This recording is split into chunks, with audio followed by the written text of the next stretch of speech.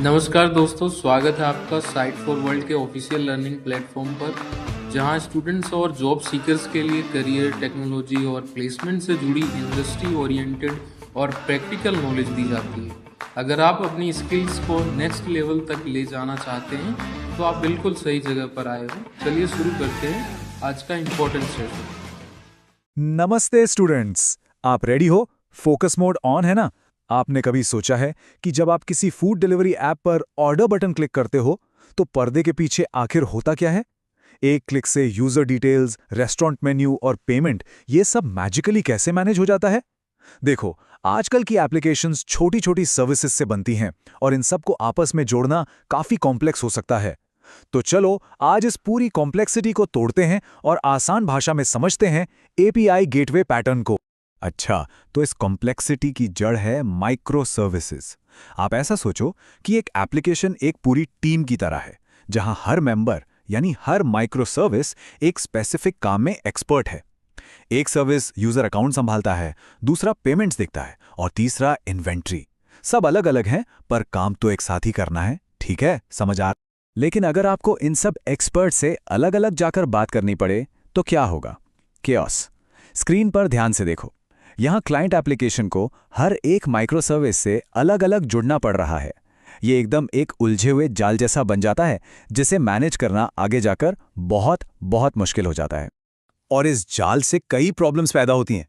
जैसे हो सकता है हर सर्विस का बात करने का तरीका यानी कम्युनिकेशन प्रोटोकॉल अलग हो। सिक्योरिटी लॉजिक जैसे कि ऑथेंटिकेशन आपको हर सर्विस में बार बार लिखना पड़ेगा। ऊपर से क्लाइंट को हर सर्विस का एड्रेस भी याद रखना पड़ता है और ट्रैफिक को मॉनिटर करने का कोई एक सेंट्रल तरीका ही नहीं होता। सोचो जरा, ऐसे सिस्टम को स्केल करना कितना बड़ा हेडेक होगा। तो सवाल ये उठता है, इस बढ़ती हुई कॉम्प्लेक्सिटी को, इस केओस को आखिर काबू में कैसे लाएं? क्या इसका कोई बेहतर तरीका है? और इसका जवाब है एक एपीआई गेटवे। हाँ, ये इस सारे केओस का एक बहुत ही एलिगेंट सॉल्यूशन है। आप इसे सिस्टम का फ्रंट डोर या एक स्मार्ट रिसेप्शनिस्ट समझ सकते हो, जो सारी रिक्वेस्ट्स के लिए एक सिंगल स्मार्ट एंट्री पॉइंट है। अब इस डायग्राम को पहले वाले से कंपेयर करके देखो, कितना साफ और सिंपल लग रहा है ना? गेटवे सारी बैकएंड कॉम्प्लेक्सिटी को क्लाइंट से छुपा लेता है। अब क्लाइंट को बस एक ही दरवाजे पे आना है, बाकी सब गेटवे खुद संभाल लेगा। इसे थोड़ा और डिटेल में देखें तो गेटवे क्लाइंट्स और सर्विसेज के ठीक बीच में बैठा है। जितने भी कॉमन काम हैं जैसे सिक्योरिटी, राउटिंग, मॉनिटरिंग, सब यही हैंडल कर लेता है।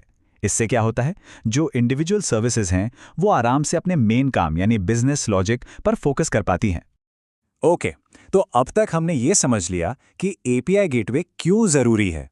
यहां तक सब क्लियर है? फोकस बना हुआ है? ठीक है, अब देखते हैं कि ये आखिर क्या क्या काम करता है जो इसे इतना पावरफुल बनाता है। इसका पहला और सबसे इंपॉर्टेंट काम है रिक्वेस्ट राउटिंग। एक बिल्डिंग के रिसेप्शनिस्ट जैसा है।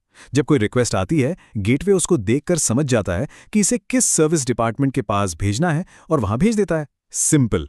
इसके बिना क्लाइंट को हर डिपार्टमेंट का एड्रेस खुद पता करना पड़ता। नेक्स्ट है ऑथेंटिकेशन और ऑथराइजेशन। समझ लो, गेटवे सिस्टम के सिक्योरिटी गार्ड की तरह काम करता है। किसी भी रिक्वेस्ट को अंदर आने से पहले गेटवे चेक करता है, भाई आईडी दिखाओ, आप ऑथराइज्ड हो या नहीं। इससे सारी सिक्योरिटी एक जगह पर सेंट्रलाइज्ड हो जाती है।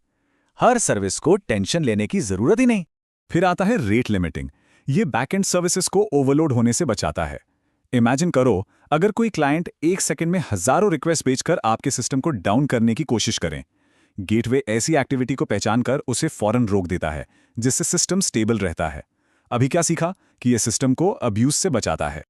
और इसका एक और पावरफुल फीचर है रिक्वेस्ट एग्रीगेशन। मान लो क्लाइंट ने एक सिंपल रिक्वेस्ट भेजी, प्लेस ऑर्डर, लेकिन गेटवे पर्दे के पीछे यूजर सर्विस, इन्वेंट्री सर्विस और पेमेंट सर्विस तीनों को कॉल करता है, उनके जवाब को जोड़ता है और एक सिंगल रिस्पॉन्स क्लाइंट को भेज देता है। सोचो, क्लाइंट का काम कितना आसान हो गया, कितना एफिशिएंट है। लेकिन जैसा मैंने कहा, हर पावरफुल टूल के कुछ ट्रेड ऑफ्स होते हैं। ये कोई मैजिक वॉन्ड नहीं है। तो चलिए अब इसके फायदे और नुकसान यानी गेन्स और पेन्स दोनों को ठीक से समझते हैं। रेडी हो? यहां हम देख सकते हैं, एक तरफ बेनिफिट्स हैं, क्लाइंट का लॉजिक सिंपल हो जाता है, सिक्योरिटी सेंट्रलाइज हो जाती है।